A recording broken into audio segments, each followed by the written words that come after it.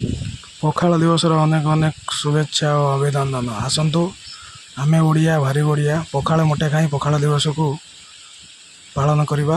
ଆସନ୍ତୁ ପଖାଳ ଖାଇବା। ପଖାଳ ମାଛ ଭଜା, ଭେଣ୍ଡି ଗୋଟି ଭଜା ମସଲା ଦିଆହେଇ, ଆଉ ଏପଟେ ଗୋଟେ ପିତା ଶାଗ ହେଇଛି, ସଜନା ଆଳୁ ଭଜା, ଆଳୁ ଚକଟା, ସେପଟେ ଗୋଟେ ବେସର ଦିଆ ହେଇଛି, କଞ୍ଚା ଲଙ୍କା, ସାଇଡ଼ରେ ଦେଶୀ ପିଆଜ ବି ଅଛି, ଦହି ଛୁଙ୍କ ମରା ହେଇଛି, ଲେମ୍ବୁଟିଏ ଅଛି।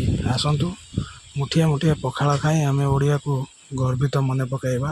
ଆଜି ମାର୍ଚ୍ଚ 20 ପଖାଳ ଦିବସ। ଆସନ୍ତୁ ସମସ୍ତେ ମିଶି ମୁଠିଏ ମୁଠିଏ ପଖାଳ ଖାଇବା। ପଖାଳ ଦିବସଟିକୁ ଖୁବ୍ ଆନନ୍ଦିତ ସହିତ ପାଳନ କରିବା। ଆମେ ଓଡ଼ିଆ ଗର୍ବରେ କୁହ, ଆମେ ଓଡ଼ିଆ ଭାରି ବଢ଼ିଆ, ଆମ ପଖାଳ କଂସାରେ ଭାରି ବଢ଼ିଆ। ଜୟ ଜଗନ୍ନାଥ। ଆସନ୍ତୁ ପଖାଳ ଦିବସକୁ ଖୁବ୍ ଆନନ୍ଦିତ ସହିତ ପାଳନ କରିବା।